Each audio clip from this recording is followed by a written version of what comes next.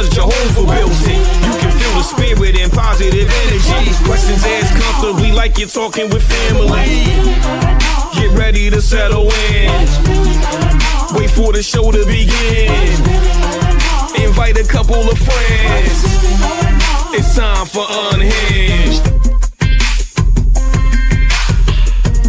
Introduce to you Get You Home Towing, a family company with the sole purpose to get you home.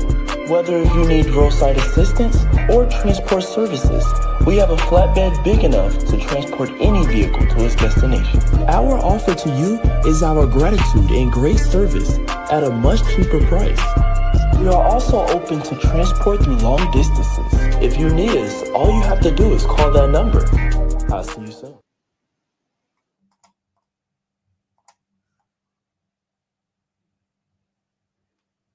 Hello, hello, hello. Good evening. What is really going on? Listen, we are excited to have you. Thank you so much for joining us this evening for another episode of our Unhinged Live. And we've got a special guest that is joining us today. We're super excited about all that has happened. We have been outside. We've been doing all of the things. What do we call the most? You know, we outside. So super excited that we get to connect again and you all are joining us. Thank you so much for our replay viewers that maybe couldn't get us live and direct, but I promise you this Joy Tsunami is going to be something else on the docket. And so we're super excited. I see Tilted has entered the building. Super excited. And I said it tonight. I'm going to say it often. That's why it's two of us, because, you know, we'll be outside and we're doing so many different things, but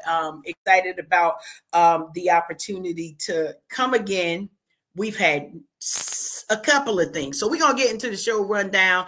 I'm going to, but before we get into that, you know, we just do our check-in. And so I got to check in with my sister because we done had a weekend. We had a weekend, a whirlwind of a weekend. So, Tilted, how are you doing? I'm doing well. You know, I'm trying to adjust to this sudden cold snap here in the northeastern region of this good here, US of A. It's a little chilly, and I know you notice I got a little Christmas on my chest. Please don't judge me, but these are my Unhinged pajamas, and they are warm like that. And the goal as an empress at this point in my life is to stay warm. I'm not trying to catch no cold in my bones because that hurts. I'm sure you don't disagree with that, Karen. But other than that, as you said, I'm actually recovering from our whirlwind weekend. You know, it was great to see you and be able to put my arms around your neck, Karen, as you were able to drive on up. And you arrived safely to walk the runway with us at Napa. That's right, y'all. Let me tell you the scoop. You know how I have a natural tendency of making sure all of the people around me feel that like their most beautiful selves, right? Well, see what happened was I've been telling Karen she belongs everywhere she stands.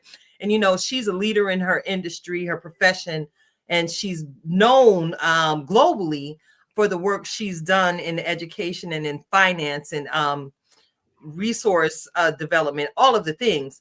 But she's beautiful, y'all. Karen is bad.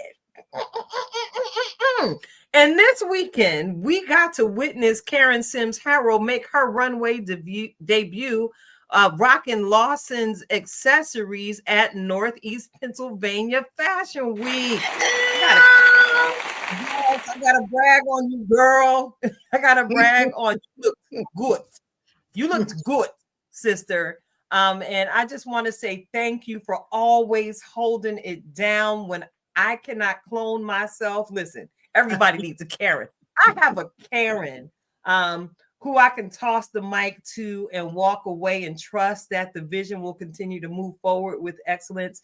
And Karen, let me go ahead and give you some more flowers while you can smell them. You did that thing excellently with the dress on the red carpet, the red carpet interviews, the warmth you extended to every person you were able to talk to. Girl, I saw somebody come back as you were trying to walk away and ask you if you were still conducting interviews. And all I could do was this. That's my best friend. Karen, just thank you for the sacrifice of road time. Let's talk about that. I know how long it takes for you to drive.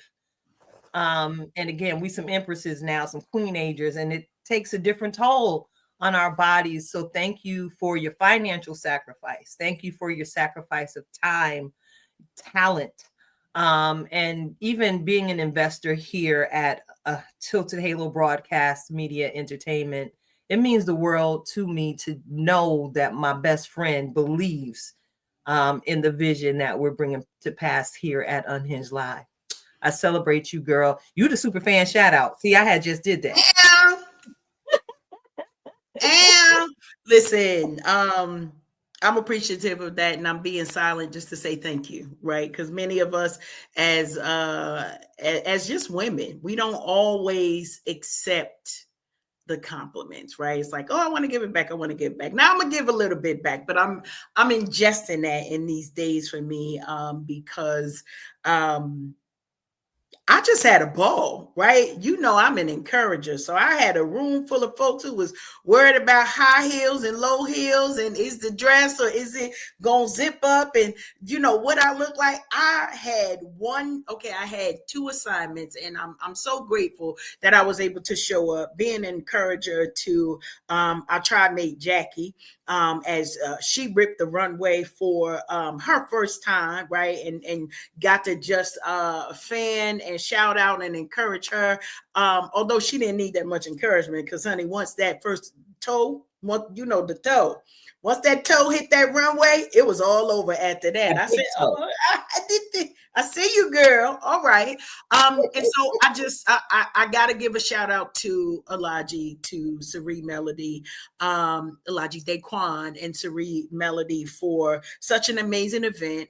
We were at NEPA Fashion Week. That is the Northeastern PA Fashion Week event. And Tilton and I were recipients of awards last year. And I promise you, I had the opportunity just to pour into the founders, right? Because it takes a lot when you're putting on any event. I don't care if you got 5 people knocking on your door for whatever it is, but they had a sold out event where they were honoring people for what it is that they do, right? So wasn't it just a different type of setup where they got to select who they were going to honor. They got to give the folks their flowers, right? And also kind of there's something that changes. And I said that to Sari as being a recipient that I didn't even know I was going to be a recipient, right? When we came up there last year, we were just doing what we do. It's Unhinged Live. The tribe was in the building. We were doing what we do. But to get that award, I needed to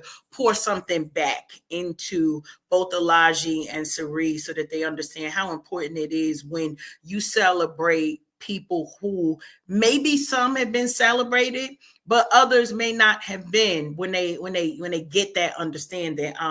And it was not hard for me to be fly, right? As we rocked the outfits, the designs made by Shelby Lawson, our own tribe mate of Lawson Accessories. And honey, she had us looking fine in all of our green and decked out. And thanks to Jackie, who got me snatched back in that corset. That's all we're gonna say. Shenanigans was on high, because I said, listen, I'll wear this, but Shelby, she kind of stapled me into that corset the last time. So who gonna be in charge of snatching me back? And so shout out to Jackie, and I think it was Marisol as well, who was helping out with making sure that all of the things stayed where they needed, and that there were no wardrobe malfunctions for our ripped down the runway. So super excited about that. We got so many things to get into.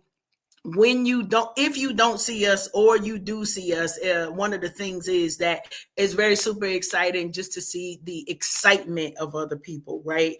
They know that the love is real, and then they share it right back. And I just appreciate the fact that love was in that room. Love was all through that building. And that the shenanigans were orchestrated. Can I say that part? Like it wasn't a lot of whole bunch of extra drama. We got to come in, do what we needed to do, and share space. So love that. Thank you so much for always sharing opportunities for us to just do what we do so well. Like, yeah, that part. All right. That part. Yeah. So now I'm gonna get in a little bit of I'm driving a little bit. We might have some co-piloting going on here, but we already did the super fan shout out, right? The show rundown. You know, we've got a special guest, and then we're gonna get into some what's really going on and kind of continue some of the conversations that we've been having. But we're not gonna get ahead of ourselves. You know, you're gonna get reflections of purpose, and then we're gonna end out with our just be. So now that you know, right? Buckle up, Buttercup. Here we go. Super excited, Tilted, that we get the opportunity to welcome my guest tonight, right? Because y'all know I've been gallivanting literally worldwide.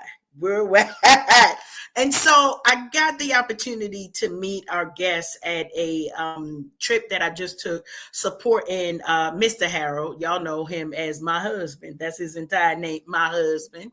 That is his entire name. And so he was one of the feature authors at the National Black Book Festival that was held earlier a couple of weeks ago in Houston, Texas. And so I got the opportunity to meet our guests. And Tilted, if you are okay, because you mentioned that it is kind of cold outside, I'd love to just bring her in. So go ahead and let her in. We're going to let that for you. It's cold outside. I appreciate that. Appreciate it. Oh, no Welcome, Megan. Hi. So excited to see you again. And so as I was mentioning, Megan, we had the opportunity to meet each other in Houston, you know, amongst so much excitement with authors and just so many industry folks that really got into it. And I didn't get a chance to talk to everybody. Now, that was a playground for my husband. Those who know him know he yapped more than me. I promise. It's like, save yourself. Keep going. Save yourself. But I got the chance to make an introduction with you, Megan. And, you know, we started talking just a little bit about your authorship, your book. And so I'd like, if you wouldn't mind, Megan, as we welcome you, hopefully you do feel welcome. Just share a little bit with our audience about who you are, a little bit about your background. And we're going to get into the book and all of the work and things that you did, but sort of a origin story. Who is Meghan? Okay. All right, so I am Meghan Ashley. Ashley is my last name. People always get hung up on that, but Ashley is my last name. I'm a licensed professional counselor supervisor in Texas, and my specialty is working with Black women and autistic adults, and then the intersection of Black women and autistic adults, which were often left out of the conversation. And so I really put a spotlight there for us to be recognized and for us to get exactly what it is that we need. And I say us as a Black woman and as an autistic adult. And I'm a mother of 2 autistic children as well. I'm an advocate. I wrote the book Blueprint to Behavior because I was looking for a book on how to parent my autistic children specifically, and I looked and I looked and I looked, and none of them were giving me the practical advice that I needed. I needed step 1 through 6. I needed this, and this. Do this, then that. And if they do this, then do that. I needed some practical stuff because as an autistic person, we need practical things. The vague doesn't work for us. And I found a lot of the books were very cerebral and they were very vague, and it just wasn't giving what it needed to give. So in my mind, if I'm looking for something and I can't find it, that means it's mine to write. And then I need to be one that brings it forth. And so that's exactly how this book came about. Love that. Love that. Well, thank you so much for, you know, sharing your personal testimony, you know, and how this came, because, you know, one of the things that I think is happens very often is there is frustration that comes, right? Not everybody will say, well, then I'm gonna write it if it's not there. And so I imagine that your writing this has also been giving a lot of families a sigh of relief to be like, yes, finally, right? Yes. Some writing that is not only practical and to the point, but that it's something that can help families in the right now, you know? So Yes, I know a absolutely. lot of the studies might be different, but can you talk to a little bit about the reaction that you've had with your book as you're sharing it with families? Yeah, the reactions have been amazing and heartwarming, and makes me feel like I'm right on track for what it is I'm supposed to be doing. I'm right on the path that I'm supposed to be on. Because just like you said, a lot of times people are just like, I've been looking for it. I just needed some practical information and advice. I needed something that I could use today, not something that I have to wait months in the future until I go see this therapist and that person. And a lot of times on with autism, especially, the waiting lists are years long, and that's years with an S at the end, like 2 to 3 years on a waiting list for a professional for you to be seen for a lot of different things, and we can't wait. Definitely feel you on that one, and Mm-hmm. I can imagine as a mom, you know, one of the things I know, the subtitle of your book, you mentioned adapting to autism in your family by Yes. understanding behaviors. Can you talk a Mm-hmm. little bit about how your personal experience and your research kind of poured into the writing of this book? Yeah, absolutely. So I always tell people that a meltdown is communication lost in frustration. A lot of times when our kids are talking to us, it's not going to be verbal, not just because they're autistic, but any child, especially when they're younger, if they don't have the vocabulary to tell you what it is they need, they're going to cry, they're going to scream, they're going to throw stuff, they're going to cut up, they're going to run around. It's all communication. And so I tell people, especially in this book, you need to learn to listen to them in the way that they're talking to you. I know you want it to be English. I know you want them to tell you, Mommy, I'm so tired.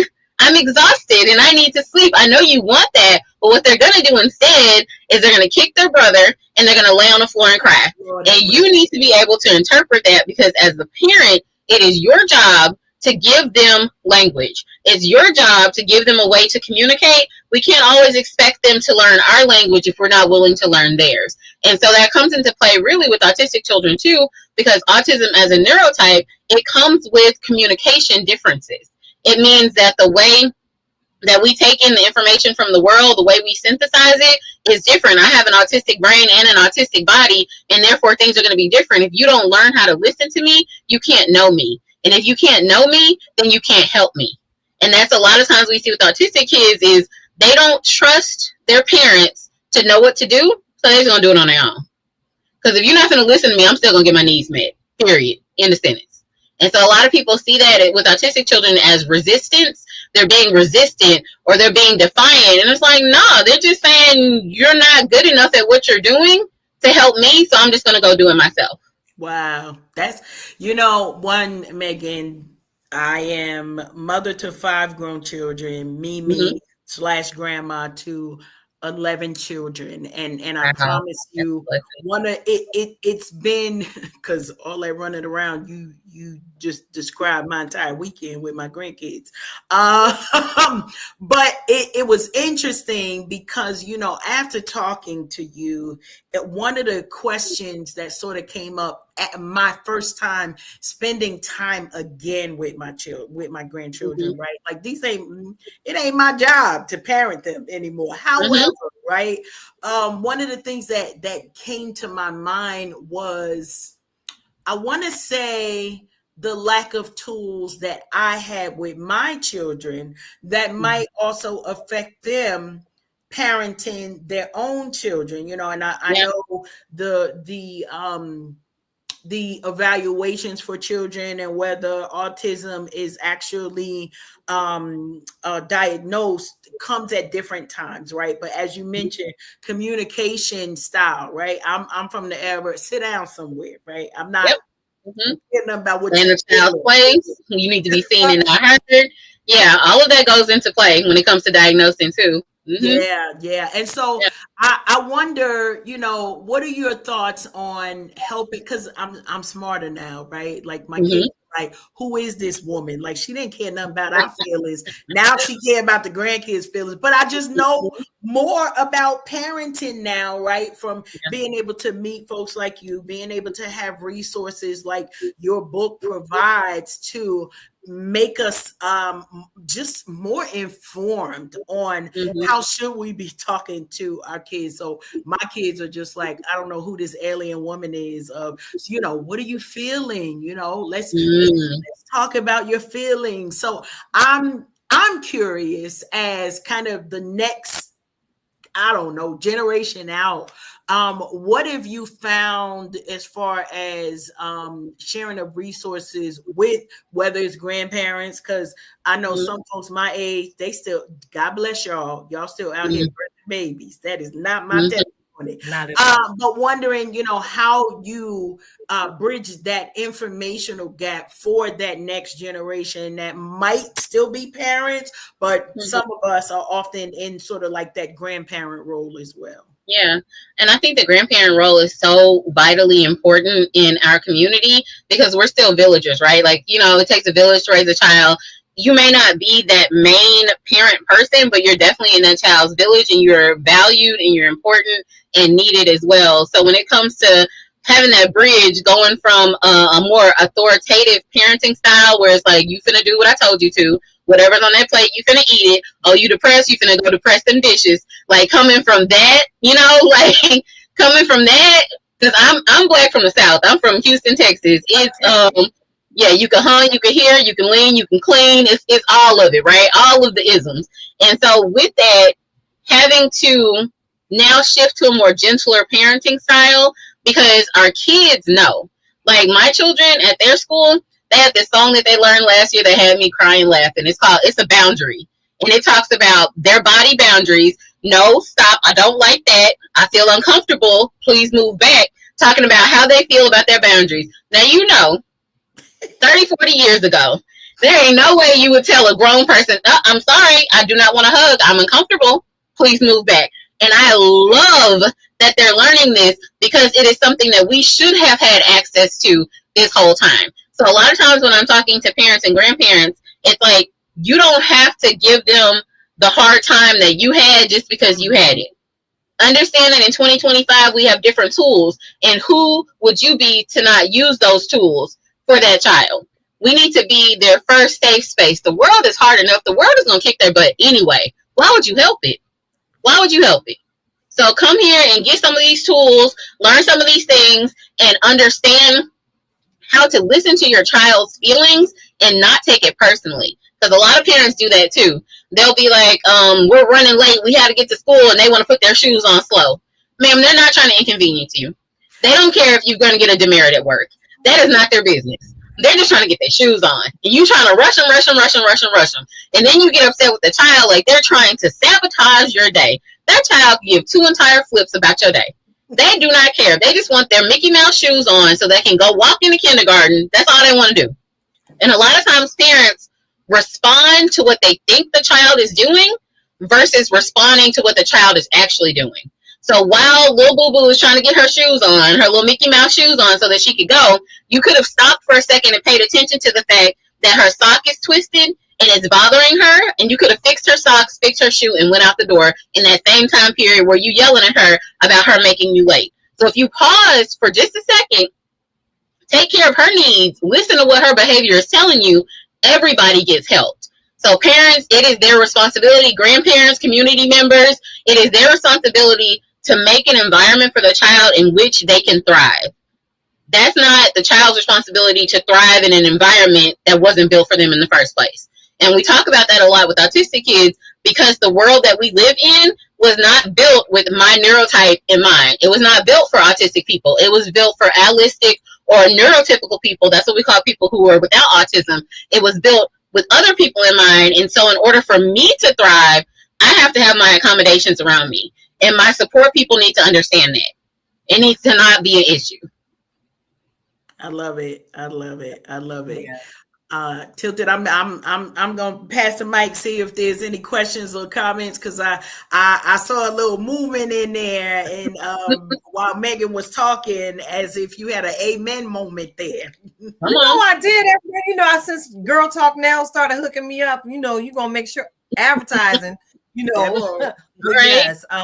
I'm just sitting back enjoying the conversation because, as we shared in the pre-show conversation, Megan, spent 20 years loving on babies in this very specific environment, and I went here with it because you are absolutely correct.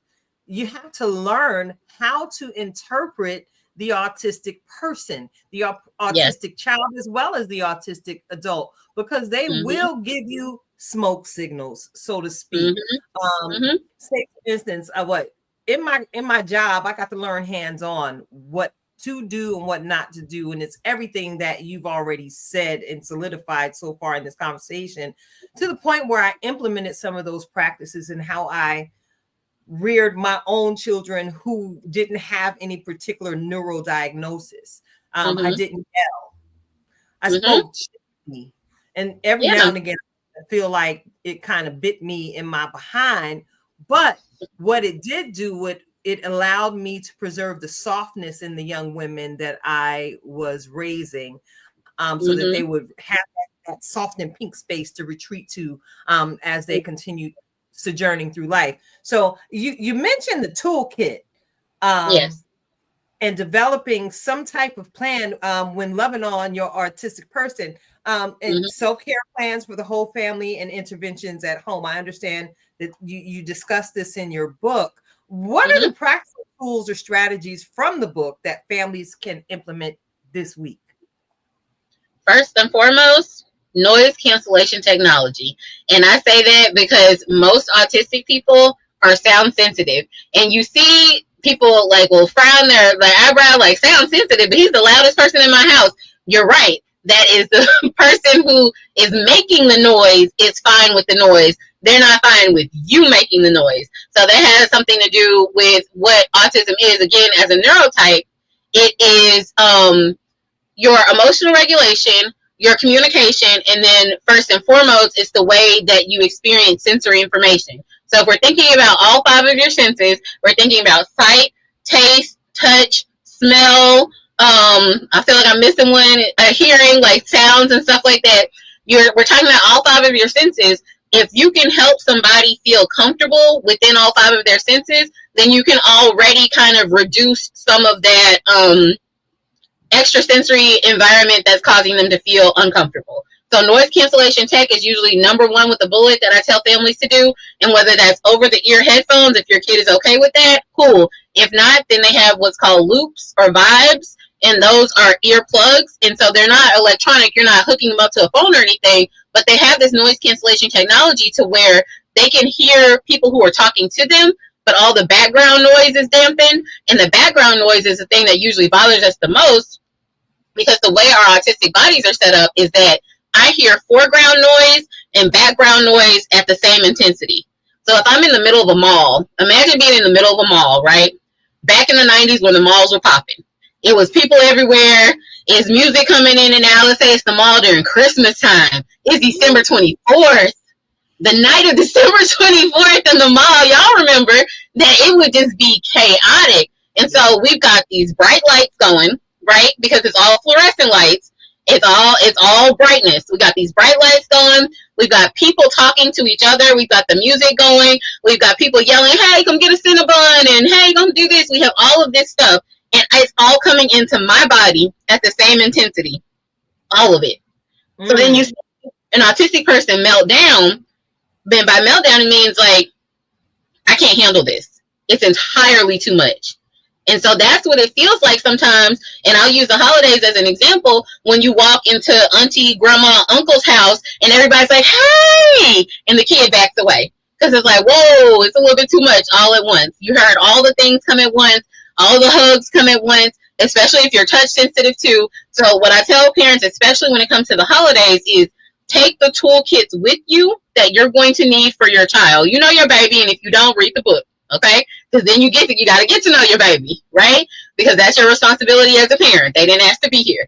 So learn your baby, have their toolkit ready. If we're going, let's say, to Thanksgiving at my aunt's house, and I have my 2 autistic kids, my kids are 9 and 11 now, so they have their own toolkits that they can carry themselves. But as a parent, I'm still going to make sure that they're refilled and they have what they need.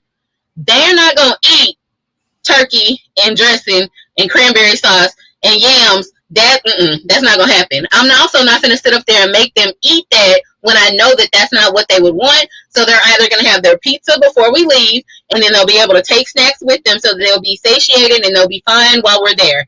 That is not a battle I want to pick on Thanksgiving of what you finna eat, because no, there are more important things to deal with. So then they get to be full and happy and go play with their cousins without it having to be a push-pull battle over what it is you're going to eat. So in their toolkit would be some non-perishable snacks that I know that they like, certain chips and certain, they like dry cereal and things like that. It would be noise cancellation tech, because it's going to be, the game is going to be on, and it's going to be uncles, yelling domino. It's going to be like all of that happening. And so if they have on their noise cancellation tech, then they can hear their cousin talking to them about Pokemon and not everything else being too much, right? And so then also we'll have a hat probably in the bag, because the lights will be bright. And if the lights are too bright and it's bothering you, then a hat with a brim can help kind of block that out. I choose shades. So whenever I'm like not at work, I have shades on. Even if I'm in the living room with my family and somebody decides to turn on what we call the big light, in most autistic houses, you don't use the big light. The big light is the devil, where you flip the switch and it's just bright everywhere. You have lamps, because we need lower lighting. So if somebody mess around and turn on the big light, I already have my shades on, because otherwise it's going to cause me dysregulation. So if I'm at Thanksgiving, I'll probably have my shades on, but my oldest will probably have a hat. My family understands that my kids are autistic, and you're not going to tell them, take your hat off at the dinner table, because if you want him to be here, he is doing his best. You cannot require him to be here without the tools he needs in order to be here. That's not fair. I love that. I love that. And it sounds like you have been very intentional in being an advocate for yourself and your children, right? Your entire family.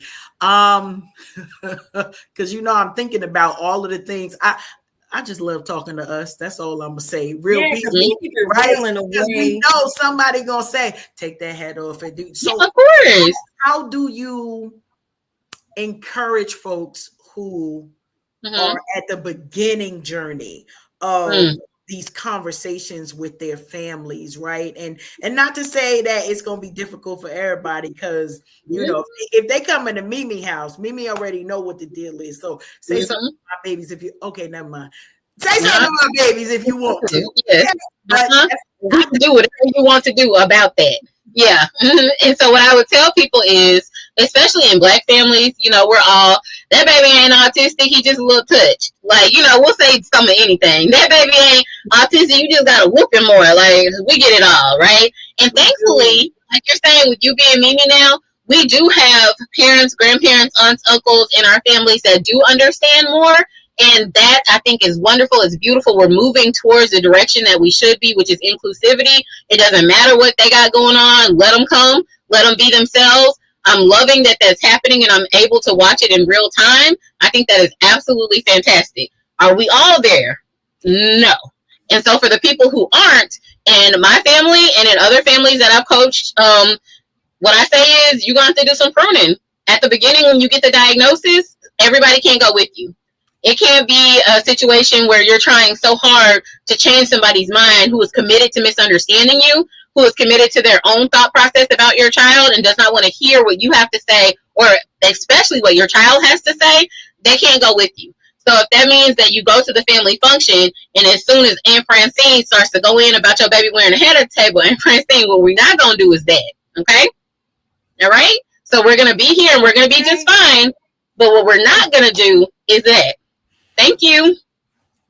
And that's it. And if you don't want to be there, you can go. It's fine. I love that. And Tilted, I knew that you would love this conversation, but it also put me in mind of how many conversations that now Meghan Tilted is my best friend, right? And so we're seeing each other raise kids through good, bad, and ugly. That's what we're going to say. But I know, Tilted, that you've always been intentional about kind of, and not just on a behavioral side, but making spaces for your family to know that, like, we don't have to always follow the status quo. And that's something that always just kind of stuck with me. I don't know why I'm like really laser focused on this. So Tilda, can you talk a little bit about why it was important for you to set those boundaries and standards? Because I feel like it would be an encouragement to folks trying to figure out how to navigate families during this time of year. Woo, child. Oh, for me, and why it was important to do those things, establish boundaries and make sure that my children knew that wherever they were with me, they were absolutely protected and in a safe space, that mommy had no problem being the voice for them when they didn't have their own words. Yes. It was always been very important to me because I never wanted to raise my children to be carbon copies of myself. I wanted Kim to be Kim. And I wanted LJ to be LJ and thrive in their own uniqueness, in their own gifts. And again, you know, my years working in special education helped me understand the behavior modification module, and understanding that everybody in every single walk of life has their own individual needs, and what they required to be watered with to be successful in life. So my children, and I'll use LJ as the example. I noticed that she was your typical kid who liked to write on the walls. And, you know, we always hear stories, and, you know, even Clorox and Magic Eraser, Mr. Clean Them, they have the commercials promoting their products using the examples of children writing on the walls and how you can magic clean it off. Well, I decided not to clean my daughter's art off the wall because I recognize in the middle of what some might call chicken scratches, I could see images of things from her lens, and I could see people, and I saw how she was able to express herself through her optical lens and just put it on the wall. So instead of making my child feel, you know, terrible for expressing her creativity, I let her draw and write whatever she wanted on that large wall in the back of her closet. That was her safe space, because observing her growing up, I noticed that she's an introvert, very introverted child. A lot of people would be like, oh my goodness, there's something wrong with it. There ain't nothing wrong with her. She's smarter than you, 54-year-old person minding business that ain't your own. But allow me to digress. This little girl would go into that closet and spend hours creating such detail, to the point where now in her adult life and in my mommy life, the only art hanging in my parlor area is something that she painted and created. And throughout her educational process, I was able to foster that particular gift of creativity in her. I made sure she was in that art class when she wanted to be in there. And then I made sure she was supported when she decided to sing and understand her voice creatively. I just made space for LJ to be LJ. In the same way with Kim. Kim had a musical gift and still has a musical gift that blows my mind. So from the time she was young, I fought tooth and nail. I was the parent dragging my baby back and forth to auditions with different choirs. And I made sure her educational process included the creative arts. She learned to play the cello, string instrument, which allowed her to be able to teach herself 3 more instruments. Also a great vocalist, very talented writer. Check out Mizzy, M-I-Z-Z-I, on SoundCloud, y'all. She got some music out there. Both of my babies are gifted because I recognize that they were individual people. Again, like I said before, not carbon copies of me. Pieces of my heart on the outside of my body, yes. But I decided to cultivate in them what nobody really particularly cultivated in me, so to speak, from the beginning of their lives, from the moment they took a breath and their first step, so that they would know that it was okay for them to blaze their own trail, much like their mother. Beautiful, beautiful. Yeah. You saw them. Yeah. Yeah, and Megan, that puts the question to me because you shared your own lived experience as well, and I know this book has been one way for you to hopefully also be seen. But what advice or direction might you give to other, whether adults or preteen, teen children, those folks might be experiencing some of the things that you have had to experience in your personal history? Yeah, I would advise people again, community is so important. So finding other community members, especially Black autistics. And one place that people don't think about for community is social media. And so I know TikTok can be the devil sometimes. I get it. But one thing I like about TikTok is that it's lived experiences. People can get on there and talk about what their day was like, what it is like to live in my autistic brain and my autistic body, what it's like to be a Black woman, what it's like to be a mom, what it's like to be all of these things. Sometimes community isn't even you having a conversation with people. It's you not feeling alone. It's you seeing yourself in somebody else. And so I would say that, especially if you're like, what's going on? Why can't I just this? Why can't I just have habits that continue? Why can't I be consistent? Why can't I do this like my brother, sister, mama, auntie, cousin can? Well, there's a reason that you can't. And it's not because you're broken. And it's not because you're wrong. It's because you're you and you just have to figure out a different way. And so seeing other people on platforms who are thriving, it's fantastic. But seeing people who are struggling is important too, because a lot of times we just need to struggle together. Like we just need to sit and be like, I'm going through it also, just so that people won't feel so alone. And I love social media for that reason, is because people can witness other people's struggle and their strengths and look at it from a holistic lens. Because yeah, I'm autistic and my autism gives me all kinds of really cool things that I'm able to do, but it also gives me struggles, and it is a disability. But it's not a disability because there's something wrong with me. It's a disability because my environment is disabling. And so therefore, people need to see that. They need to understand that. And so I did a TED Talk in 2024 about being an autistic adult. And it's on YouTube. You can look up my name, Meghan Ashley TED Talk. And you can look at it, and it's called What Autistic Adults Want You to Know. And it's about walking people through what it feels like on an everyday basis to be an autistic adult, so that people can put themselves in our shoes so they can understand better. It hasn't been talked about enough for multiple reasons, because for the longest time, autism was just a diagnosis for little white boys. Everybody else was left out of the conversation. But now you're seeing other people who look like me, who look like my sons, who look like my clients, who are speaking out as an autistic person and saying, this is what my life looks like. And I think it's so important. I mean, it takes a lot to be able to do that. I love that. Listen, I don't have time for a to-do list, so I done already looked it up. Duly noted.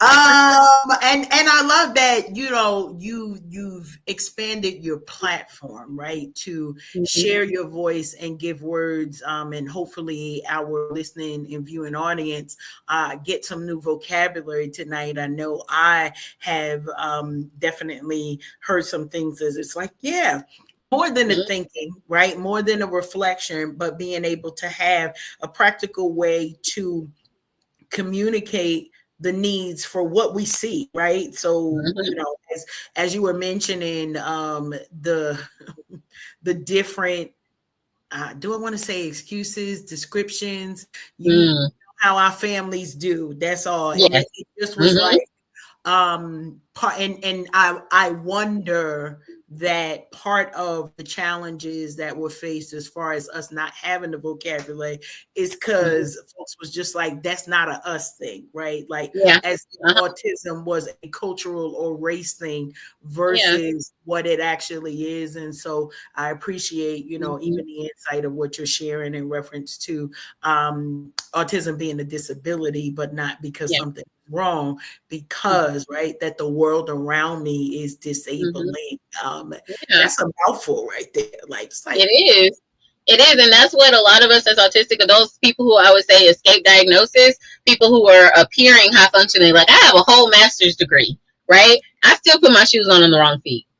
because my autistic body does not feel when they're different. My husband got to be like, hey, babe, fix your shoes before you go out the house. That's something like, you know, like people talk about Albert Einstein, he was more than likely autistic, smartest person in the world, but will forget to put on pants. Like, that is how a lot of us are, is that we have like these huge things that we can do, and then we have these other struggles that are so vast. Like, me and math are not friends. Like, don't ask me to do my 11-year-old is in 6th grade, and me in 6th grade math have been fighting all year, and I don't want to hear it. Like, it has been a thing. Okay, I can do all kinds of things. I am fearfully and wonderfully made, but math ain't it. Okay, and I have to understand that. And then for other people to see, like, oh, well, she's autistic and she's able to do this, this, and this. True, but I still have struggles. And so a lot of the time what you'll see with autistic adults is, well, I can pay bills, you know, I can live alone, I can drive, I can do all these things. Why do I need to go through and get an autism diagnosis?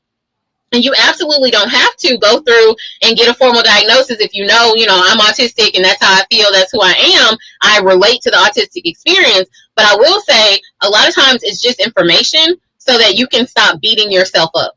Mm-hmm. So that you can stop saying, why can't I just be like my older brother who's good at socializing? Why can't I have 20 different friends? Why is it that I have 2 that are my besties and that's it? Why can't I do this? Why can't I go here? Why can't I do that? Sometimes it's just information for you to forgive yourself for not being that carbon copy.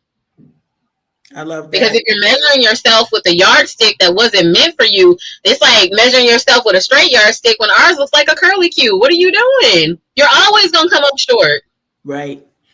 And then the mental health challenges that comes with that just by itself. So I appreciate you sharing that additional aspect of it, because one, it's important, right? And I know a lot of times when we've heard the diagnosis in certain families, they do take it very hard as if it is an ending of a thing versus a rebirthing, right? Because it should hopefully feel like an opportunity. And if the framework of your book, I think, is super interesting, not just as you talk about the practical areas of it and having the toolkits and what do you need at home versus what you need to travel with, and building of the community, but it is about also rehearsing a different language and mindset around autism. Because I just know, like, in our first meeting, you were like, yes, and I am an adult with autism and ... And I'm like, okay, hold on. Because a lot of people see it as a limitation that cannot be overcome, right? And so what I do know is that takes work.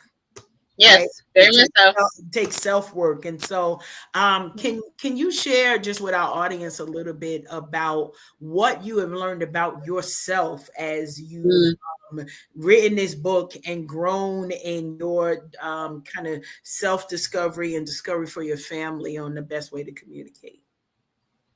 I will say the biggest takeaway that I've had is that whole platitude of giving yourself grace, learning how to actually put that into practice, learning what that actually means. And I use an example about disability. So all 3 of us on this call today have one disability in common: glasses. We need our glasses to be able to see. And so if I want, I can't tell you, look, take your glasses off, just look harder, and you'll be able to see it. Take your glasses off and just squint a little bit. You'll be able to figure it out. We need our tool in order for us to be able to perform like everyone else would. I need my glasses to read. You don't want me to drive without them on, because, baby, it's not going to be pretty, okay? All the curves I'm going to be hitting. That's not going to be okay. So I'm saying that we have this tool that we need to use, and we don't get down on ourselves for having to have glasses. We don't say, oh, if I could just take the glasses off and I'll just see better, I'll just do better. I know I could just power through it. Learning about myself and my autism meant that I understood in the same way I understand that I need my glasses.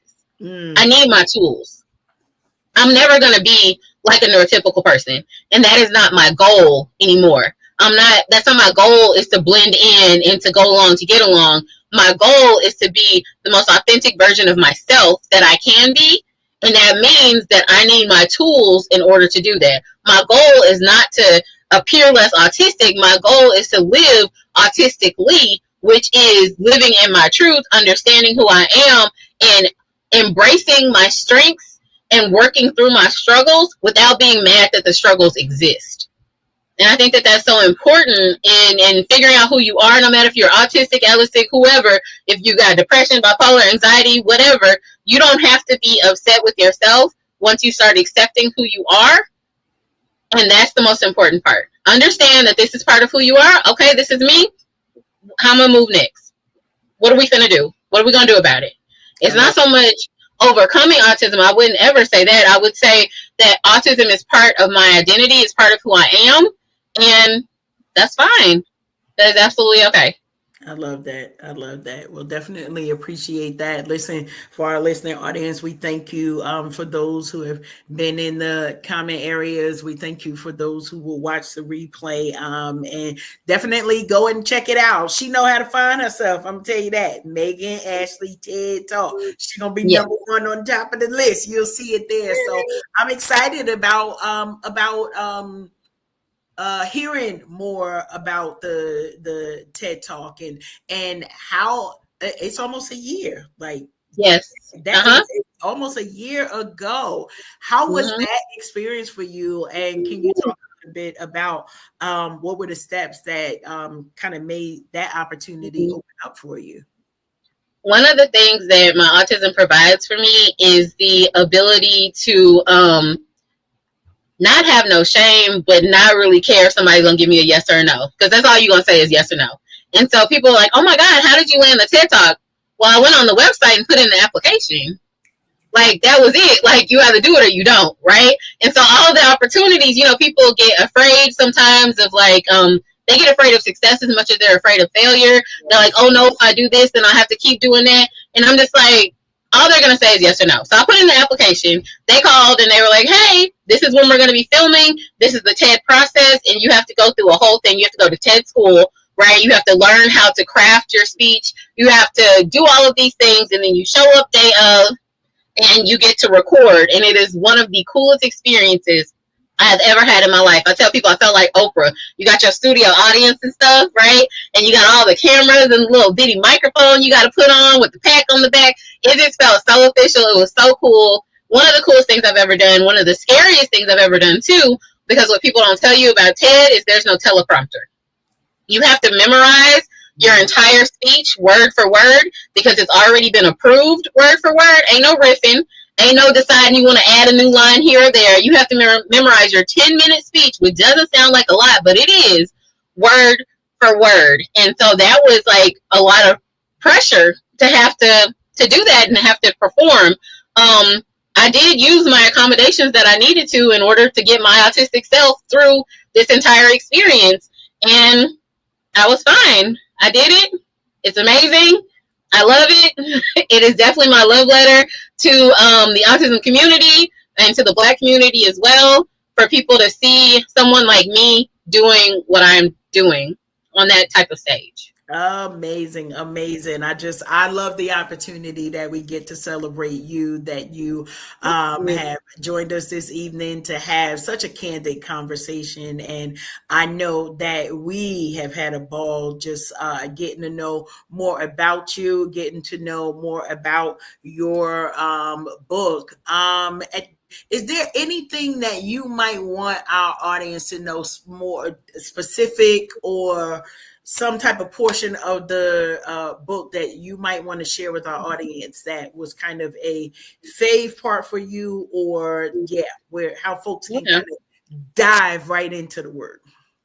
I think it's important, whether you have an autistic child or not, whether you think you know an autistic person or not, because we're everywhere. You probably know somebody who's autistic. They might not know yet, but you probably know somebody who's autistic. I think it's important for us, for inclusivity's sake, for you to read about topics like this, no matter if somebody is autistic or not in your life, because it's going to expand your knowledge of other people's worldviews. And I think it is important, whether you read the book, listen to the TED Talk, listen to the podcast, all of these different ways where you can get information from autistic people, because we're people too. And it's just important for us, especially in the Black community, to embrace the fact that being Black is not a monolith. We're not all the same. We're not all going to think the same, act the same, and thank God that we do not. Because that wouldn't work for us, right? Like, we have this huge range of magic and things that we can do, and it's about understanding other people's experiences. So no matter if you know someone who's autistic or not, you can pick up the book, you can watch the TED Talk, you can listen to the podcast, and you'll be able to hear an autistic Black woman telling you about herself. Love that, love that, love that. So now, before we exit, looking ahead, what other projects or follow-up work are you planning to extend the message of Blueprint to Behavior? So I am going to be presenting in person in Florida in April during Autism Awareness and Acceptance Month at the Autism in Black conference. And so it is fantastic. The lady who owns Autism in Black, the CEO, is Maria, and she is amazing. She has created this space for autistic Black people to be and to thrive and to meet and to just learn. And so I'll be speaking at that conference. It'll be my third year speaking at Autism in Black, but this year I'll be doing it in person. So please come out. I'd love to meet people. It's going to be, I believe it's April 18th. Information's on the Autism in Black website. That's what's coming up. Also, I'm working on my second book, and I'll let y'all know when that drops. And yes, you can also get Blueprint to Behavior anywhere that books are sold online. So Amazon.com, Walmart.com, BarnesandNoble.com. But also you can support your local bookseller. Go into your local bookstore, tell them that's what you want to order. They'll order it offline for you so that they can get money too. And that's important as well. Love it, love it, love it. So now you talked about how folks can connect and get to the book. Is there anything else you want to add as far as people being able to connect with you directly? Yeah, sure.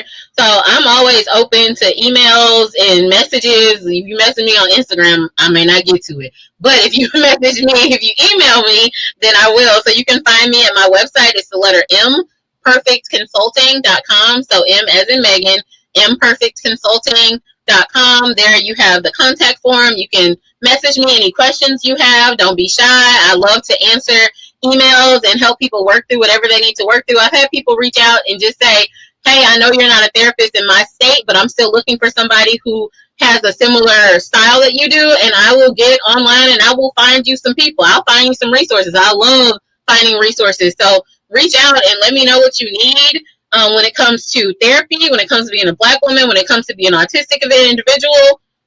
I'm here. I want to help. Awesome, awesome, awesome. Appreciate your time. Any questions or anything you want to add, Tilted, before we shift the conversation? Actually, no. First of all, I just want to say thank you again, Ashley, Miss Ashley, Meghan Ashley, to be exact, for joining us on tonight for this wonderful conversation. It is my heart is full seeing a person that looks like me sharing their own personal experience with this super ability. I don't call it a disability. I call it a super ability because you have the ability to create the world around you, which many people do not have. And I hope that was a major takeaway for our listeners who are going to, who are actually listening tonight and who are going to be listening in the future. Thank you for the awesome sacrifice, because it's not always easy trying to balance work, life, and vision. And thank you for sharing your vision and sharing your voice and being a trailblazer in the industry to make sure that people of color know that, hey, there's not necessarily something wrong. You've just got to adapt to something we haven't necessarily had the information for all of our lives. So thank you, especially in this day and age. I think people need to be more compassionate and understanding of others. And even if you, like you said, if you don't know that someone has an autism diagnosis, you might encounter someone who might be displaying the behaviors. So if you're armed with this information, you already know how to, hey, take a step back. They may not be upset with me I mean, what I just said may not have offended them. Their response to me might be simply from how they view and feel the world from where they stand and from their lens perspective. So thank you so much. Imperfectconsulting.com. Autism in Black Conference. Is that correct? Coming up in April. Listen, y'all, if you can and will, go out and support your community. This is our community. And this is yet another big old piece of the twisted threads in the tapestry that God has created for us. If we take a little bit of the paprika from over here and add a little bit of the sazon from over yonder, and maybe a little bit of global, Lord, it sounds like I'm trying to make a pot of high blood pressure, doesn't it? But anyway, we are applying pressure to all of the problems that are arising in our, or not even problems, the difficulties that manifest within our communities. And I'm grateful for you, Meghan, one of the soldiers on the forefront of neurological orders and disorders, so people can know that yes, you can be successful, and yes, you can thrive, and yes, you can publish and do all of the things, much like Miss Meghan. So you are absolutely necessary. Thank you so much for joining us on tonight. Are you going to be sticking with us for the remainder of the show? Because it's a whole 90 minutes. Oh wow. I have to go because I gotta grab my kids, but I'm gonna watch it later on. I'm definitely gonna watch the replay so I can grab the rest of it. We appreciate your time. Ask because you're always welcome. We don't like to kick people out like Marty Marr. We cordial around these. It's okay. I feel super welcome. Thank y'all so much for having me. I'm so excited to be here today. Yeah, thank you. For sure. Well, we thank you so much for joining us. We're going to put you back into the virtual green room, and then you can exit from there. We'll connect. Thank you so much for your time. We appreciate your passion and your talent and all that you shared with us this evening. Have a good one, Meghan. Bye. Thanks. Leah said, a banger. And time was just flying by. Time was just flying by. That's all. That's when the conversation is easy, like a Sunday morning, or that cool glass of lemonade that you're sipping amongst friends. It bees that way, Karen. You already know what it is here at Unhinged Live. And thank you so much for bringing this gem to the platform. She shared a lot of information and shared a lot of insights specifically on how to deal with people who are different than you are. You know, I'm a huge advocate and actually sit on an anti-stigma committee when it comes to the mental health of others, including myself. So having these conversations creates those safe spaces for people to come into our scope and understand and that they're going to be accepted. Yes. Which is the heart of Unhinged Live. We love all the people. Love all of the peoples, all of the people. But here's the deal. If you come over here acting unseemly, you know, we got some tools in our toolkit to handle that too. We do. Yeah. But our first weapon of choice, of course, is prayer, Karen. We like to pray first. It is. And we gonna give you that joy tsunami wrapped in love. We're gonna do that first. We're gonna wrap it in love. Now,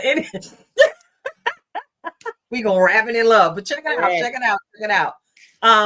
Let's go ahead and get into a little bit more of this conversation between you and I, Miss Ma'am. It's been a while since it's been just you and I on. Yes, it has. And you know, I gotta ask you this question. I'm gonna throw this one at you before you throw it at me. We're gonna talk about I did mention this. Look at how the Lord be segueing through me, and I don't even realize it. I mentioned being easy like Sunday morning. I know when I get up in the mornings, I like for my mornings to flow smoothly and quietly without anyone in my way. And I want it to be me and my cup of Bustelo.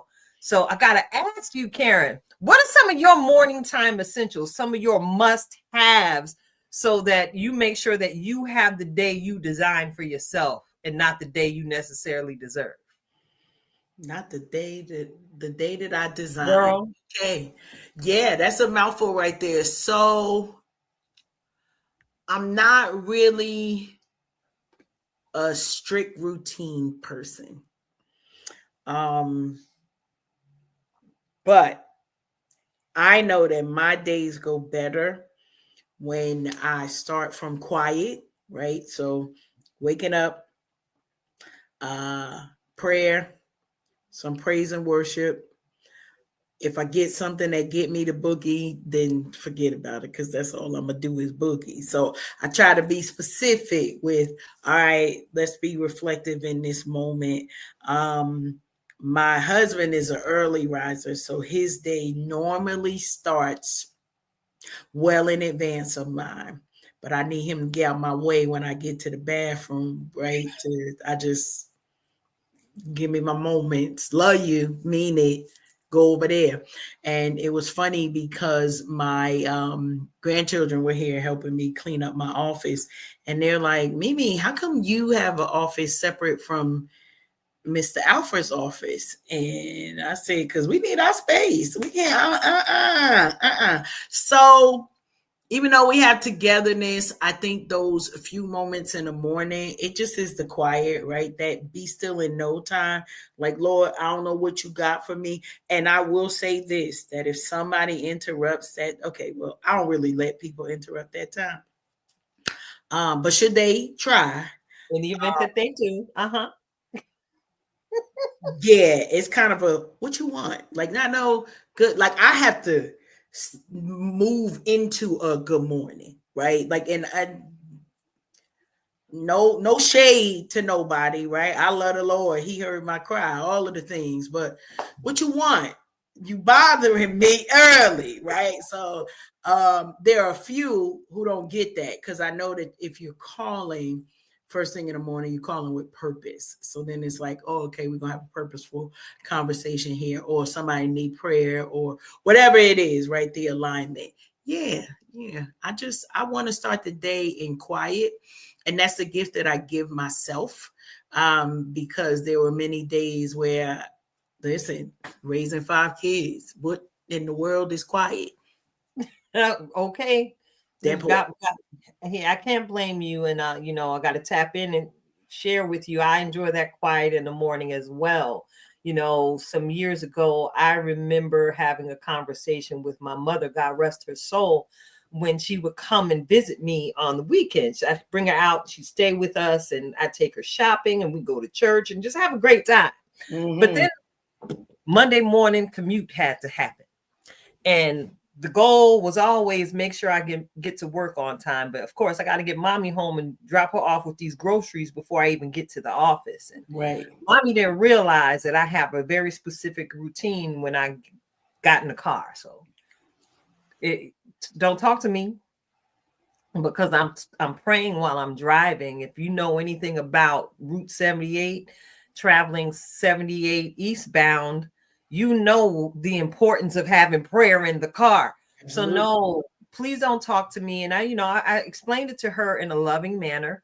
You can hit me with the good morning, and that's about all you're gonna get until about after 6:30. Because at 6:30, I'm in a safety zone on the highway where I don't necessarily have to be a road commando. Driving for my life. That's what I felt like I was doing all those years, but I was driving for my life. And just that time in the morning where the innovative thought process happened, the dreams and the opportunities that I didn't have the chance to really focus on. I'm driving, and all this time it's in my head. The meditation is where it happened. You were a victim of some of my meditations one year that led me to call you and say, hey, you want to go to New Orleans and see Prince with me? Yep. Because I just happened to be listening to the Steve Harvey Morning Show, and he had literally just made the announcement that Prince had agreed to be the headliner at Essence Music Fest. And baby, I had to go to that. And I'm so grateful that you know me well enough to know if I'm calling you that early in the morning, it's purposeful. Hello. It's purposeful. If I'm calling you, and I tell you that was one experience, and I'm grateful. Yes. I stepped out of my silence, because within 2 hours, you have found us a travel company to get us there within a price we were willing to pay. Yeah. That So wasn't between even my intention. I promise you. Like when the Lord moves, right? And this takes us to because this is the thing. A lot of people would think like, well, what the Lord got to do with that? Honey, if I'm in it, the Lord has something to do with it. I He need gonna you. give me the desires of my heart, and he know I had a secret desire to see Prince live. I'm a uber Prince fan, and any of you who follow me in the Facebook and the Instagram world, you may have noticed that I actually posted a photo of my emotional support Prince that sits on my desk at work, and it reminds me, dearly beloved, we are here to get through this thing called life, but it's a little squishy thing for when the situations get stressful. I have my little Prince motivation to help me get through this thing called life. So in the morning, I like my peaceful time, my Bustelo, and I must have some hazelnut coffee creamer, or it's not going to be a favorable kind of day. Yeah. I'm just gonna put it that way. I'm I'll normally a tea drinker. I'm normally a tea drinker. And fun fact, one of the projects that we had, child, listen, we still was unpacking boxes. So today's boxes were unpacked, and I finally rehung I have a Prince themed piece of artwork that was completed for me by our homie Rashim Kilo Pugh. And I just ain't get back to get it up, right? So I needed to hang that up. And then shout out to one of our other she tribe family, but also a Prince lover, Leslie. I have a world map that her family gave me when I first made my trek down here to North Carolina. And so that go wherever I go, wherever I'm spending my time, that's where that map is to remind me my global reach, no matter where I might be sitting, that don't change. So we about Prince over here. So I promise you that was something that we about that Prince life, dearly beloved. it never was on my mind that opportunity would present itself. But when your homie call and say, "What you think about that?" I don't. Let's do. And that's Let's go. We ain't got time to think. What is thinking? There's no because thought. whatever happened, these tickets gonna sell out. Like I don't know what's gonna happen, but doggone it, we need a couple of seats. So let's get it. Yeah. But so Karen, I got to double back. Because something amazing happened to us during the Interstar Trailblazer weekend. Something amazing happened to us as we went in looking fly as ever. Shout out to Lawson Accessories. Yes. We managed to shoot a mini documentary. We did. Yes, we managed to shoot a mini documentary, and I actually posted it on the Unhinged Live YouTube channel today. Beautiful. And if you peruse YouTube or the Tilted Halo Unhinged with Tilted Halo group, and my personal page, I posted it there. And I wanted to bring that to your attention because I was thinking, should I play it on the show tonight? And I see your face. Is your finger just doing the walking? Not yet, but we're gonna get there because ain't it our show? Yeah, so we can do what we want to do. So yeah, I wanted to share about that because as I was watching the playback of that video, it's just a manifestation of a lot of the vision that you and I have discussed over the years. And this thing literally happened over something I said to you, maybe 2-3 months ago. I want to do a documentary. I don't know. And I didn't realize, as you always tell me, I be speaking stuff into existence, and you just like sitting back watching when it happened. You just be cheesing and grinning. So yeah, we had the opportunity to work with the masterful Afate Annam of Per Annum Media, a very good friend of mine, and many of you who followed us since day one, you might be familiar with Afate because we interviewed him here on the platform. Such a humble soul. He came through and just tapped into the vibe known as the tribe. And he captured some moments of me. Because I never see me outside of myself. So it was very interesting to see me outside of my own lens and then be able to use his creative gifts to share the story of the tribe and how we all came together.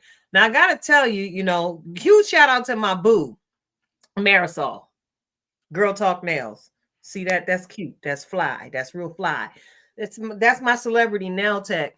That's the only thing I don't, you know, I kind of miss out in this documentary. You didn't really get to hear her voice because she was off on another floor with G, her loving husband. He's also tribe family. Yes. Wish we could have caught more footage of them speaking and sharing how we connected. But let me tell you something. I managed to connect with Marisol off the grid at least once a month because I got to go get these nails done. And I'm grateful for Marisol. Here's another super fan shout out. I am grateful for Marisol being in my life because Marisol, both her and G, they security for me. They made sure that I got home. They always make sure that I get home. They always make sure that I am fed. Let me tell you something. I got to put it out there. G made some coquito this year. All I'm going to say is, if you can, get you some. Listen, go get you some. Listen, G is nice with it in the kitchen. Let me tell you. G makes some of the best flan I've ever had in my life. Beautiful. So I gotta big them up because, you know, Marisol's got some great things ahead of her, like many of us do, and I'm grateful for her heart and the grace, her graciousness, and how she shares with the rest of us, and she makes sure, much like myself, that whatever she doing, we doing, and vice versa. We in this thing together. We are in this for life. We are a tribe of creatives, and I'm just so grateful. My heart is full. My heart is full.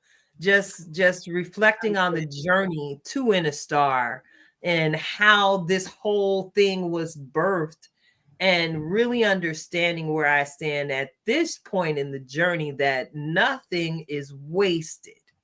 If God allows you to it, he's gonna bring you through it. And you know, y'all, we love the Lord over here. You know, you're gonna hear us say Jesus, you're gonna hear us say God.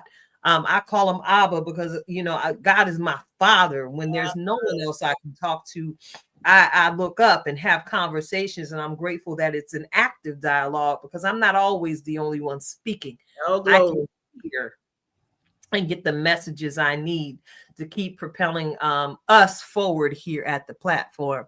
So get ready, y'all, in the listening audience.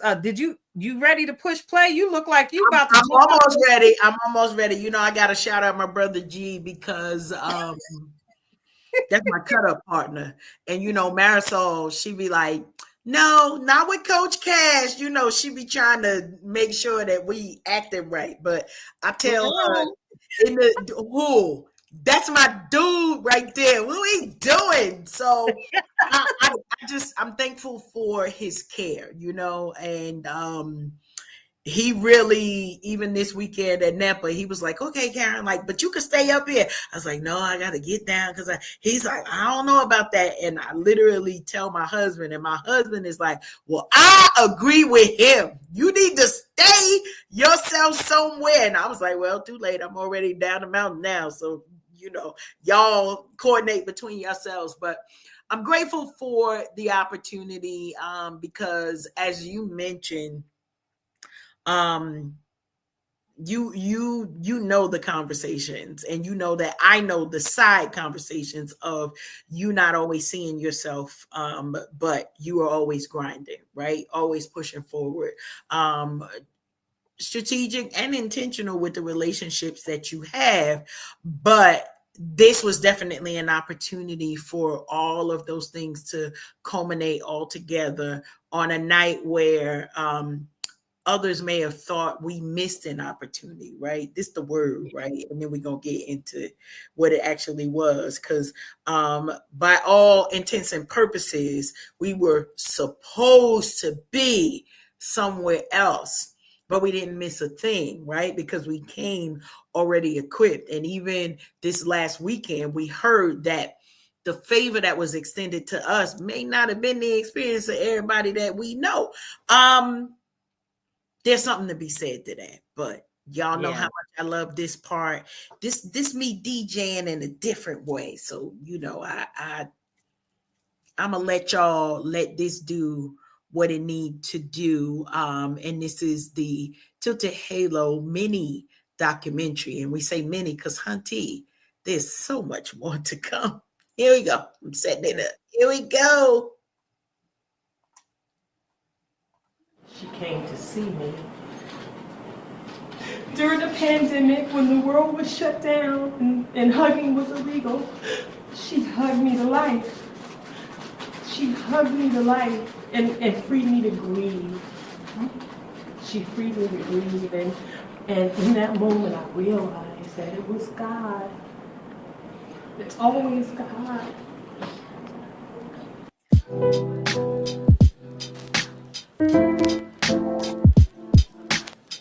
I tried to miss you. There we go.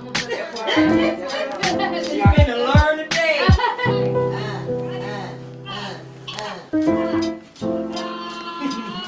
Thank you. Okay, yes, ma'am.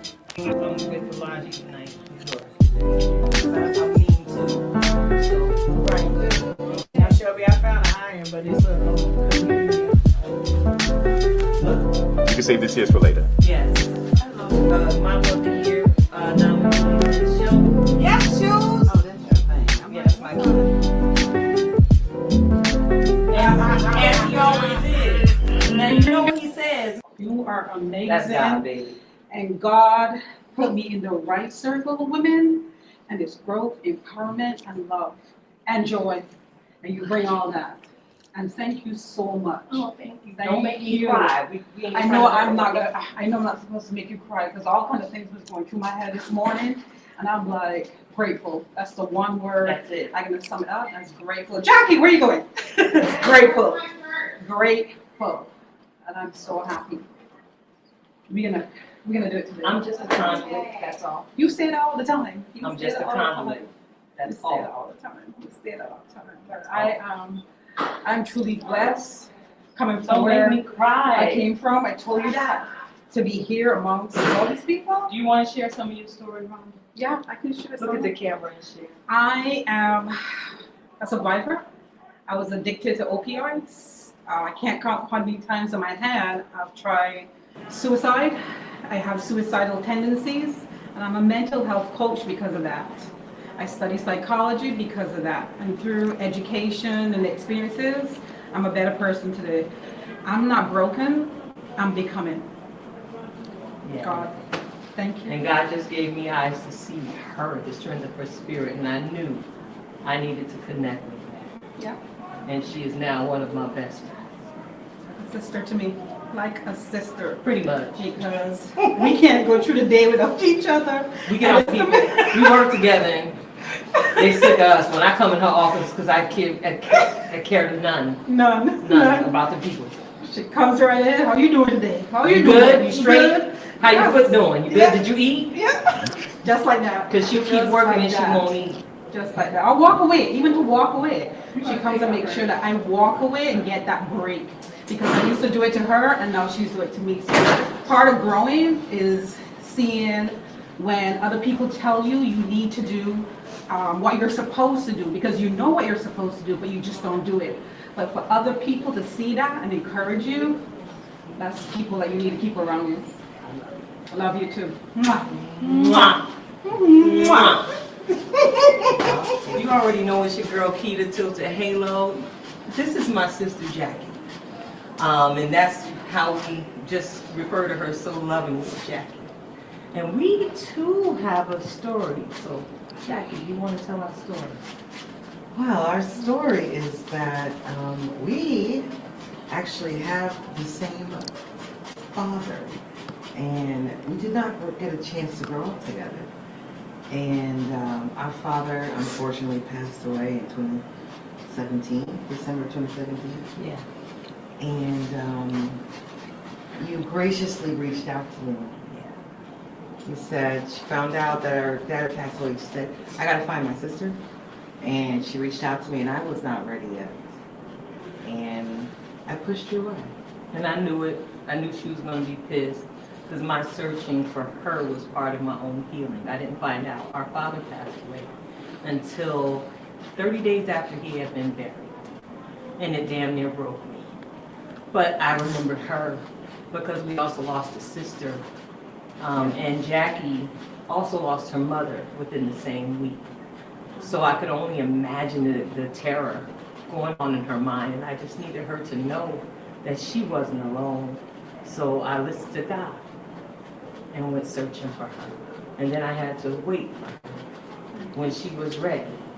So when my mother died, she came to see me. During the pandemic, when the world was shut down and hugging was illegal, she hugged me to life. She hugged me to life and freed me to grieve. She freed me to grieve. And in that moment, I realized that it was God. It's always God. Because only she was strong enough to carry me through that season because of her past experience. So that's our story.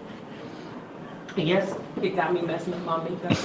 And I'm so grateful that you came looking for me, sis. I mean, you're the best thing that's happened to me. Amen. It was double for my trouble. I lost my mom and my dad in the span of a week. And to get you in return, Yeah. only God. And all I was trying to do was heal myself. Going after everything I said I wanted and missed. And as my bestie often reminds me, the instruction is pursue. So I had to go after what I said I wanted. And here we are. Okay. Amen. Best friend. Amen. Oh my God, I done messed up my You face. ladies are just. Thank you. Oh my God. Who's that behind you? Who's that person? That's my best friend. Oh, that's my best friend. Yeah. There is a story with all of us. There is a story with all of us. And this one here, my CFO, my girl, get your life together in Jesus' name. Yes, it'd be nice. She reminds me to be nice when I flip into production mode. And she prays for me like no one else. Look, I don't have my glasses on. I had to So come we back have out a the story street. as well. Yes. See, one day at choir rehearsal, I was choir director. My God glasses are in my said, hand. you need to be her friend, and I had to be obedient. All right, guys, You are know. my eyebrows okay? Because I can't see. You want to tell our story, Karen? Do I want to tell it? Listen, it's gonna be more than a 30-second, but she bum-rushed me and said, I need to know you, and the rest is literally the history and the making of what we have continued to share, grow, love, cry, yeah, and chase after destiny. That's what we've been doing. We had the same dream, so when I launched Tilt to Halo Broadcast Media Entertainment, I called her and said, let's do this together to keep each other accountable. Yes. To pursuing our dream. Yeah. So here we are. Yeah. Again. Again. Oh, you ladies are nice here. Group hug. Oh my God. God, birthday now. This is my ministry. I love it. Sharing. Designer. You guys. Now wait, we got one more for you. You ready? We got a story too. The incomparable Shelby Lawson of Lawson Accessories. She is multifaceted like Clairol, and we attend, of course, and just like Karen and I, we attend the same faith community. And God had given me a vision because I was going through a broke season of my life, and I had to remember I knew how to crochet. Yeah. So I started to crochet hats and scarves and selling them to make extra money. I've just gone through a divorce. And then I said, when God said, call the church, you need to start a crochet ministry because we had a homeless shelter initiative. So I called the church And Pastor Jason, he said, y'all can do it. That's what Pastor Phil had put out a call for socks and scarves and hats for the homeless. And I said, there's enough creatives in our church community that we don't have to go out and buy socks and scarves. We could crochet or knit those things. So we had a great season in doing that. It was very fulfilling, and we were very blessed by it. And we love to eat breakfast. So that's how we really met. We red sausage. But we've had a good journey. Yes, we have. So we started together, praying and crocheting, teaching and slaying, all of it. So then all of a sudden she snatched me up to be one of her models. That's right. That is right. we have quite a journey. So we've been doing. I hit it again. We've been doing it. We've been doing it for years now, and it's just a blessing to have a group of sisters who are very supportive and loving and correcting and all of those things. So yep, we got each other. We got each other. All right now. Oh, this is just so nice.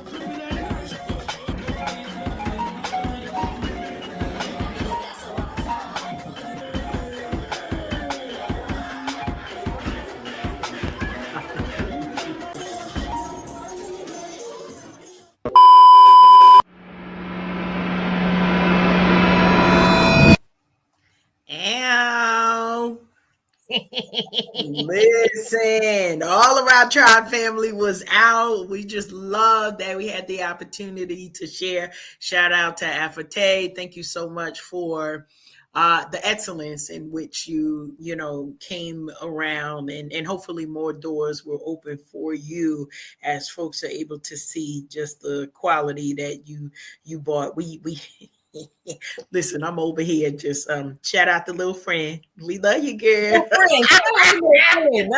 We gotta get her a shirt that say Unhinged Live Little Friend. Little friend. We got a little friend. So shout out to all the videos.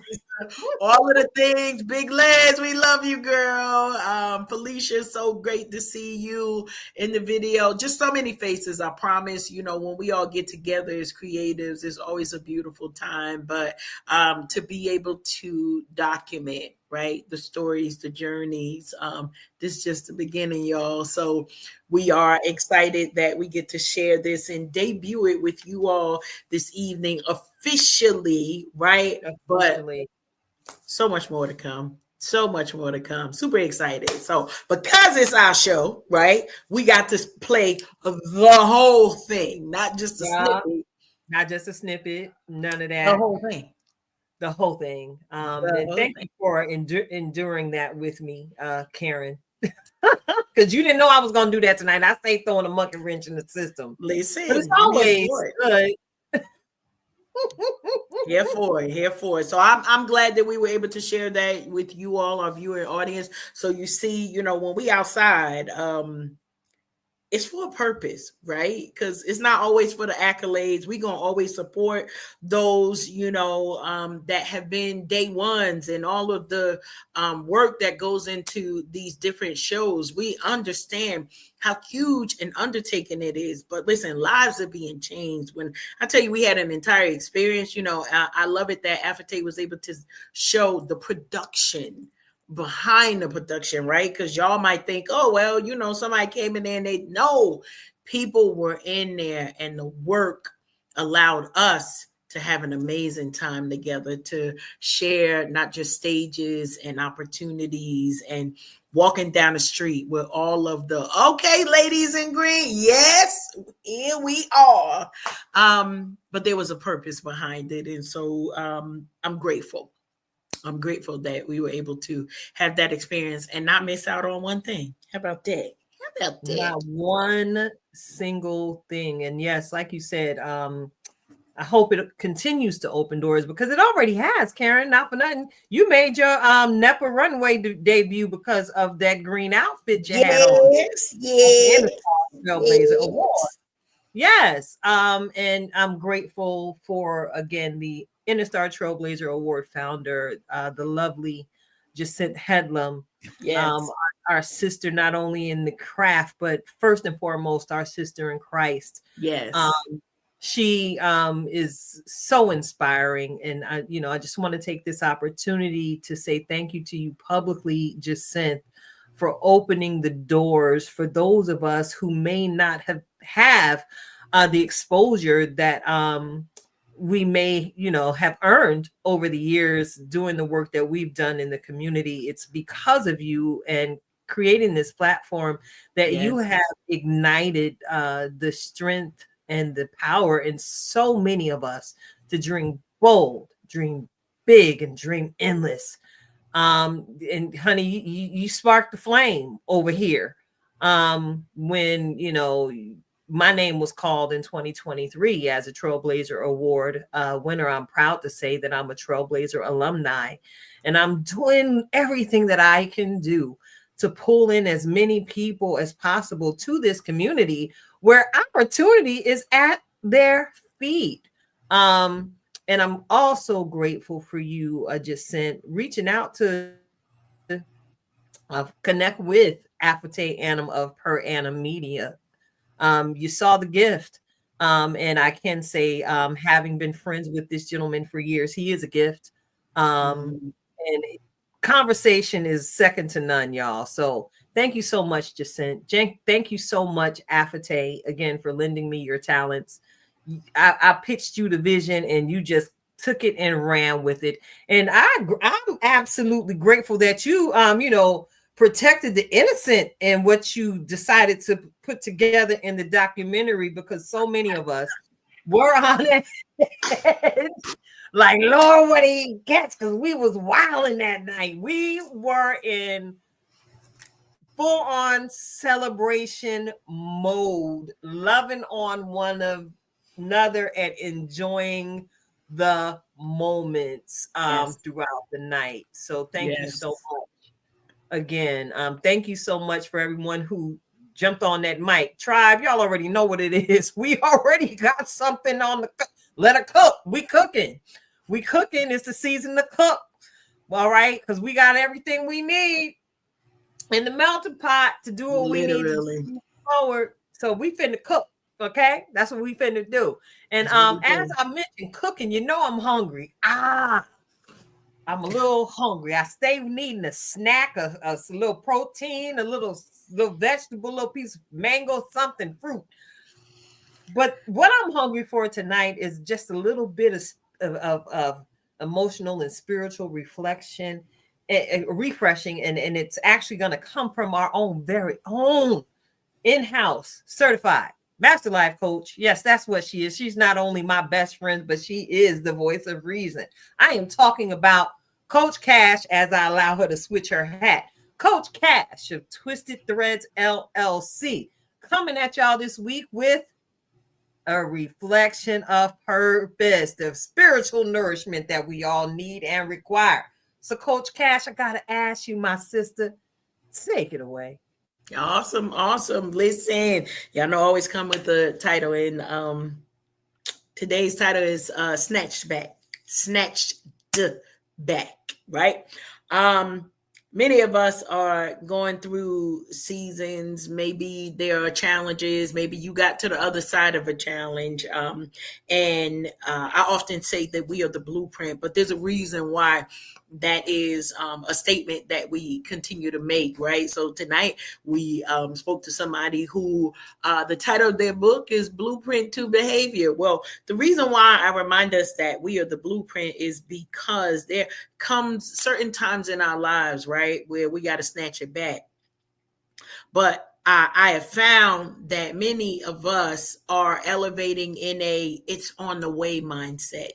And so I said snatched ED back because we got to shift in this season, right? We see all of the stuff that's going on in the world. And it's not that we're not paying attention, but we sure ain't worried about what we see, right?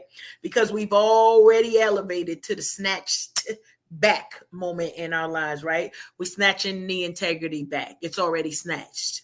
We're working on snatching the financial stability back. It's already snatched, right? I say a statement, and it is the truth. I tell people everywhere I go, what line I tell my husband, I'm the rich man's wife, right? He may not always believe it because of the status of a bank account, but I promise you, I live my life in that mantra so that he understands it's not even about what you will do, but it's about the shift in your mindset when you speak the words and say, it's already snatched back. I'm not working on it. Our brain, we've heard over the years that our brain responds to the things that we speak. And a lot of us will say, well, I'm trying. And the brain doesn't really know what trying looks like, right? There's no picture for what trying is supposed to be. You're either doing it or you're not. And so I'm saying snatched back because you snatched back. You snatched your health back. You snatched your sanity back. You snatched your peace back. You snatched, right? All that craziness that's going on a job, give that back. Snatch back your peace. And then speaking those things as though they already have happened, right? Scripturally, it says, speak those things as though they were, not as though they are becoming, but that it's already snatched back. So y'all getting a little bit of Sunday school up in here too. Snatched back. This is my posture and my position for the rest of 2025. So if you're looking for me, I've been focused. I've been pursuing. I've been doing all of the things. And now I'm snatched.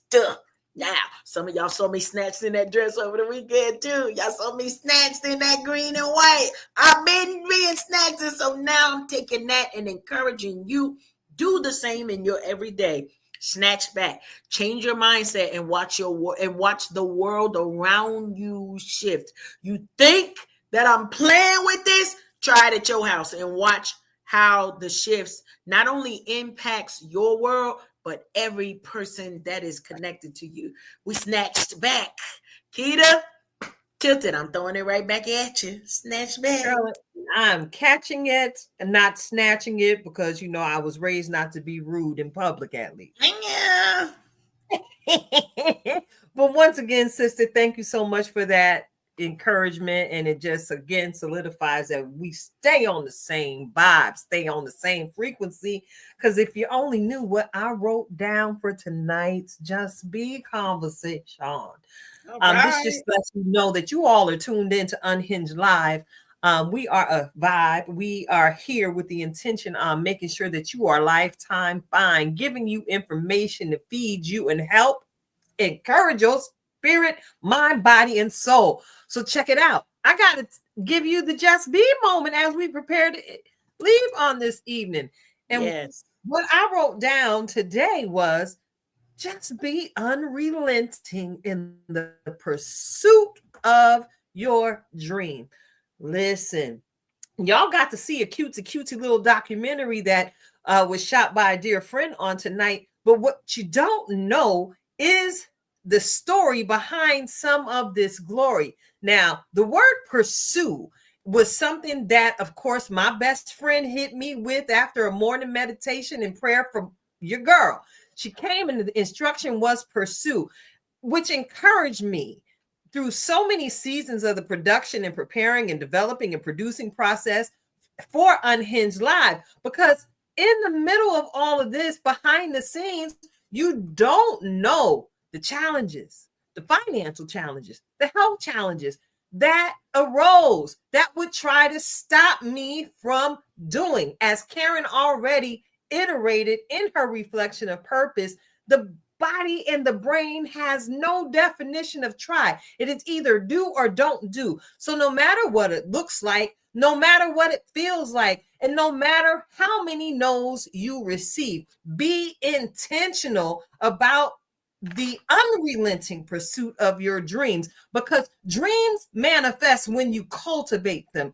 Dreams manifest when you go into the rooms where it might be a little bit uncomfortable for you to introduce yourself to a stranger. Try and reach out to the kindest one with the softest face and just say hello and see how that catapults you that much closer to your dream.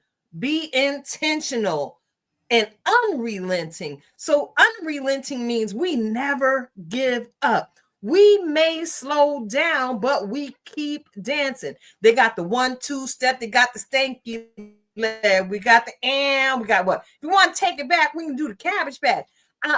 There's a new dance that these young folks is doing that I can't necessarily say would be good on my kneecap. I think it's a dubstep style of dance that comes out of Chi-Town, Chicago. But baby, keep on dancing, keep moving forward, because at the end of the day, dreams do come true. But you've got to be the verb required in the change you want to see. It requires action from you on your part.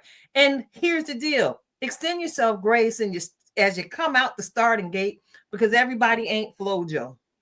Okay. You are not the most optimally trained person, but what you have in your hand is the faith of a mustard seed. And if you understand the size of a mustard seed and the end result of its growth process, after it endures the storms of nature, after it ingests whatever mineral it needs to grow from the soil that it's planted in, baby, a mustard seed grows into such a gigantic, beautiful tree out in the wilderness, out in the forest, out in the green scenes, out there where they're planted. Listen, you could have never told me that we'd be sitting here tonight, November 11th, 2025 at 8:52 p.m. talking on a platform that I envisioned when I was a little girl of 11 years old. But here we are. No matter the storms of life, your girl never gave up. No matter the storms of life, your girl, Coach Cash, never gave up. We both became unrelenting because we became empowered by our confession of faith in God. And we actually began to believe we were everything that he said that we are. So here we are, possessing the extreme ability to just be, and to encourage you to be unrelenting in the pursuit of your dream. Blaze your own trail. It's not that hard. Because all you got to really do is just be your authentic self. It's your girl, Keita, sitting alongside my good girlfriend, Coach Cash, Karen Sims Harrell of Twisted Threads LLC. And Karen, again, I've got to say thank you for bringing in such an amazing guest on tonight. And I hope somebody's life was impacted by the information that was shared in the conversation. It's Unhinged Live. Hey, replay viewers, thank you for tuning in. And if you like what you've seen and heard here on the platform, go ahead and tell a friend. Share the broadcast. Go on over to the YouTube Nation and like and subscribe to every last one of our YouTube channels. We are Twisted Threads on YouTube. We are Tilted Halo TV on Unhinged. We are Save the Arts TV on Unhinged. And last but certainly never least, we are Unhinged Live on YouTube. Because I got a feeling, Karen, we may have to vacate these Facebook streets sooner than we think. Well, we got a plan. We already got a plan. Like we said, we are intentional about the pursuit of our dream. Stay ready. And we go in with them, all right, as we pursue. It's Unhinged Live. And look, Milo the cat just came in. You might hear him. He's messing with me. Like, where you at? Why you ain't petting me yet? So I think we got we're Unhinged Live. And until next week, it's a wrap. Until next time. We out. Peace. Oh, y'all can get this outro video. Just to do her hand now, because she cares, y'all. Fashion killer. Yeah, showing up, big vibe, showing up. New York, stand up, stand. Certified fashion killer, fashion killer. It's 7 p.m. Friday, my natural glorilla. Feel bossed up when I wake up. No heartbreak, just to make up. I'm in my duffel, time to get this cake up. Like a type of foundation can't make us. Stay on your own path, it's a one-way. Only U-turns get made on the runway. No talking fly unless the plane's on runways. I got big dreams to chase and never run away.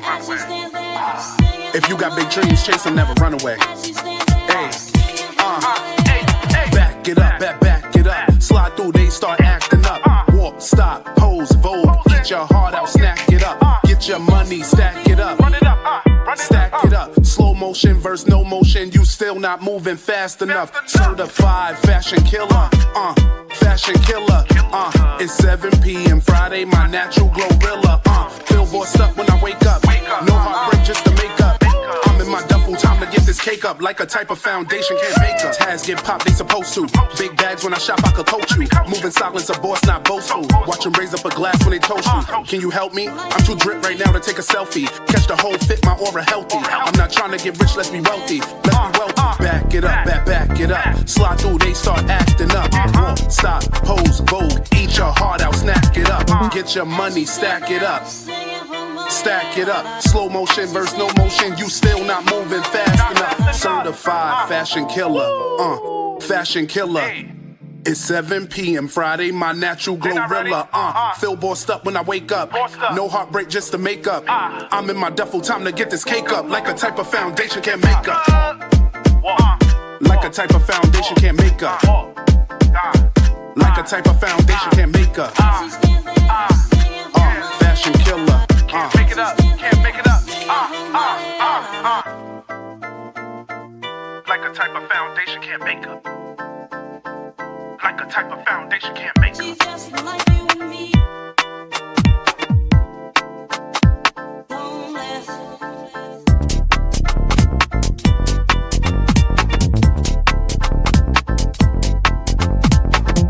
as she stands there